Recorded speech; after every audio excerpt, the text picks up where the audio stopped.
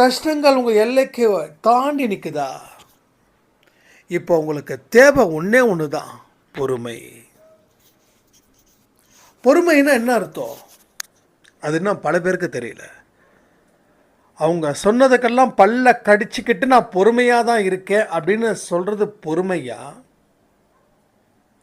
இல்லை அவங்க என்ன சொன்னாலும் பல்ல கடிக்காமல் சாயப்பாவோட நாமத்தை சொல்லி அதை மனசை ஏற்றுக்காமல் பண்ணுறது பொறுமையா? இந்த ரெண்டில் எதை நீங்கள் பொறுமைன்னு சொல்கிறீங்க? எதை நீங்கள் கடைப்பிடிக்கின்ற பேரில் பல்ல கடிச்சிங்களா, பல்ல கடிக்கலையா? பல்ல கடிச்சிட்டா நீங்கள் மனசுக்குள்ளேயே ஆக்ரோஷமாக இருக்கீங்க. பல்ல கடிக்காமல் முகத்தை இறுக்கம் இல்லாமல் வச்சுருந்தீங்கன்னா நீங்கள் அதை கடந்து போகிறீங்கன்னு அர்த்தம்.